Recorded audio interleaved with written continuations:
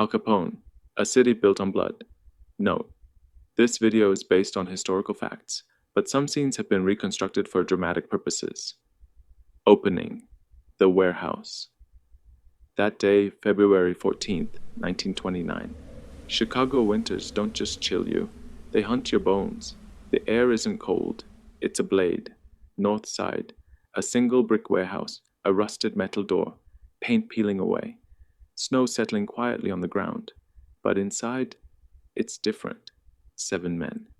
They laugh, they curse, they smoke. Today's deal will be clean. They say Moran's coming himself. And then, the door opens, police uniforms, and behind them, 2 men in plain clothes. The air changes, tension turns into relief. Against the wall, hands up. The men obey. In this city, you may not trust the police, but you know one thing: if you defy them, you die.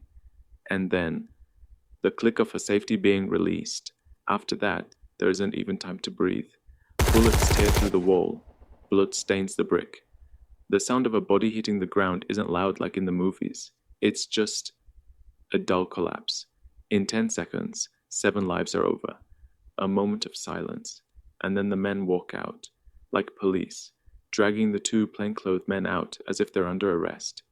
People outside see it and think, the police caught the criminals, but it was a performance, and the director of that performance was in this city, Al Capone, the most famous criminal Chicago ever produced, and the reality Chicago wanted to deny.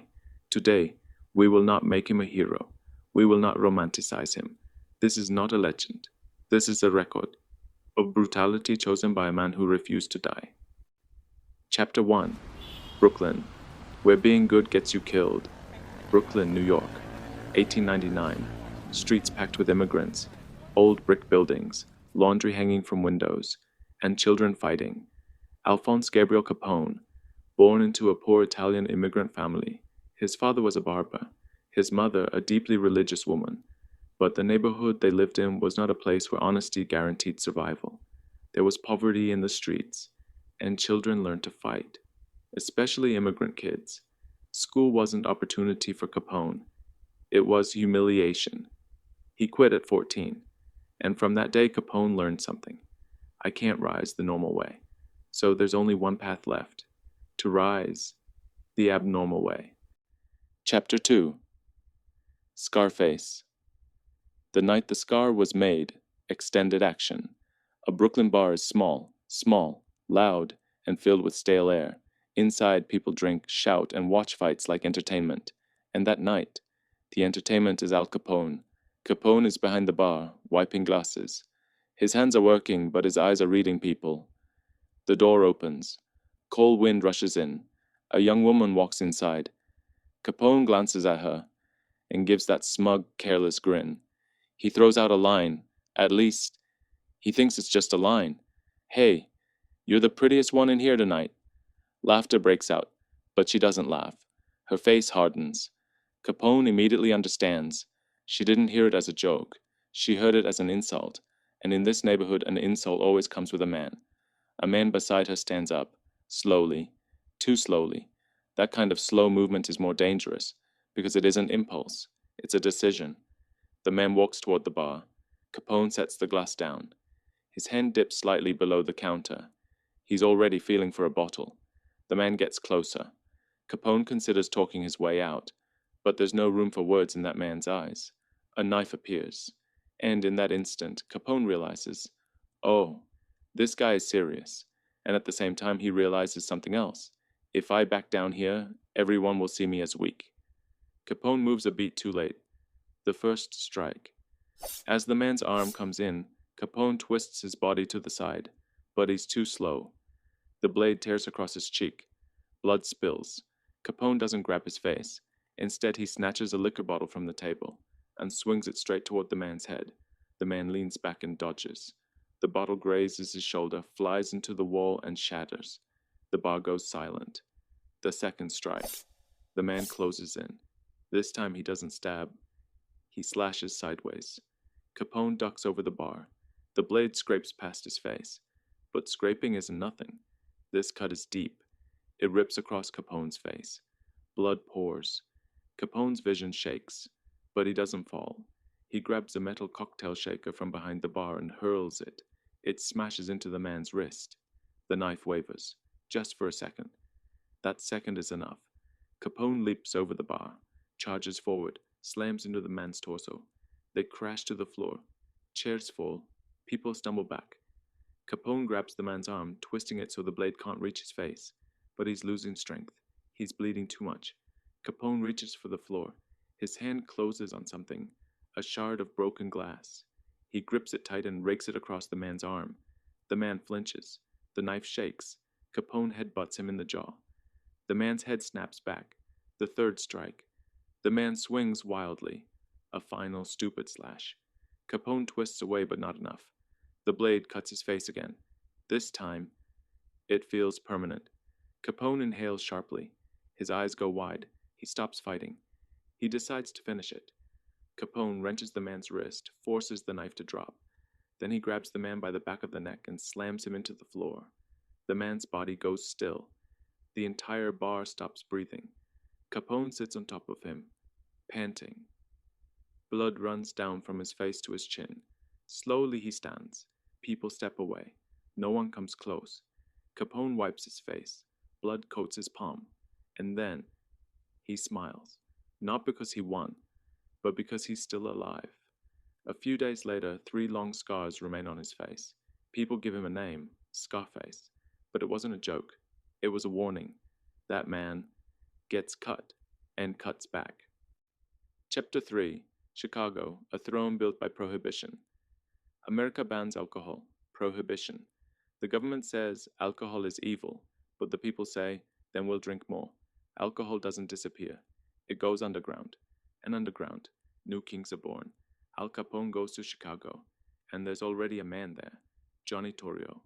Torrio looks at Capone, the scars, the eyes, the willingness to use violence without hesitation, and Torrio knows, this kid isn't a knife, he's a gun. Capone becomes Torrio's right-hand man, not just a fighter, but an operator, bootlegging, gambling, prostitution, and bribery. Capone learns something. There's something stronger than guns. Money. Chapter 4. Buying Chicago. Capone buys the police, buys politicians, buys judges. At some point, Chicago stops running on justice and starts running on price tags. When someone gets shot, the police arrive late. No, they arrive late on purpose. Capone says, I don't kill people. That's not my business. But for his business to keep moving, people had to die. Even without firing a gun, he could order death. Chapter 5. War. Moran versus Capone. Chicago has a rival. Bugs. Moran. The two organizations fight over liquor routes, but this isn't about who sells alcohol. This is about who survives. Gunfire erupts in the streets. Cars explode. People hide behind walls. Chicago citizens ask, what are the police doing? But the police already know. They're not fighting criminals. They're fighting an organization with more money than the government. Chapter 6. The St. Valentine's Day Massacre. February 14th, 1929. Moran's men wait for a bootlegging deal. Inside the warehouse they joke, trying to relax. But one of them glances at the window. A car stops outside. Footsteps, snow crunching. And then the door opens. Police. The uniforms are too clean, too perfect. And still, the men feel relief. Oh, it's the cops. In that moment, Capone's performance succeeds. Against the wall, the men move. The instant one of them places his hands on the wall, a submachine gun is aimed, and the first shot fires. Bullets rain down. The time a human remains human lasts only a few seconds. One man drops, then another. Someone is still breathing, crawling across the floor, but the bullets don't allow it. The gunfire stops. Silence. The men catch their breath. Then they act like police again, dragging the 2 plainclothed men out as if they've arrested them. People in the street nod. The police did their job, but it wasn't law enforcement. It was murder, perfectly staged. After that day, Chicago understands one thing. This city is no longer ruled by law. It is a stage, and Al Capone is the one directing it. Chapter 7. The man you can't catch. Capone becomes front page news. He smiles like a celebrity, poses for photographs, hosts charity events, hands out bread to the poor. But even on the days he smiles, people die in alleys. People say Al Capone is evil, but they also say, still, money moves because of him. That is the most horrifying truth. Capone wasn't just a criminal, he was a product, made by his era. Chapter 8. The government's choice. Not guns, but taxes. The government tries to catch Capone, but witnesses die, documents vanish, police are bought. The government realizes, we can't catch him for murder, so we'll catch him another way. Tax evasion. The one thing Capone laughed at. The one thing he ignored. A man with money, who never paid his taxes. The government doesn't miss that. Chapter 9. The courtroom. Pulled off the throne. Al Capone stands in court, an expensive suit, a smile. But his eyes shake. He knows, this time guns can't fix it. The jury is replaced. The judge is firm, and the verdict comes down. Guilty. 11 years. For a moment, Capone freezes. His head has heard countless gunshots in his life. But the silence of this moment is louder than any of them. Chapter 10. Alcatraz. Where the monster is locked away. Alcatraz. In the middle of the sea. Here, money doesn't work. Connections don't work. Even a name doesn't work. For the first time, Capone becomes just a prisoner. He tries to give orders. No one listens. He tries to offer money. No one takes it. And there, his body begins to collapse. Syphilis. The sins of his youth now eating away at his nervous system. He grows confused. Talks to himself. One day he doesn't even know where he is. The sound of a monster falling is not an explosion. It's a quiet breakdown. Chapter 11. Finale. Not a legend, but ruins. Capone is released, but he is no longer the king of Chicago. He is old, sick, and his mind is fading like a child's. People who once feared him look at him and say, "That's Al Capone?"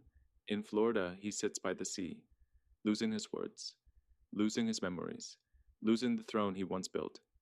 Al Capone dies. Not from bullets, not from revenge. He dies quietly, crushed under the weight of the life he created. Ending. Capone wasn't made alone. Al Capone was evil, that cannot be denied. But he wasn't evil in isolation. His era needed him. A society that banned alcohol while still craving it. Corrupt police. Politicians taking bribes. Capone was the monster born in the cracks between them.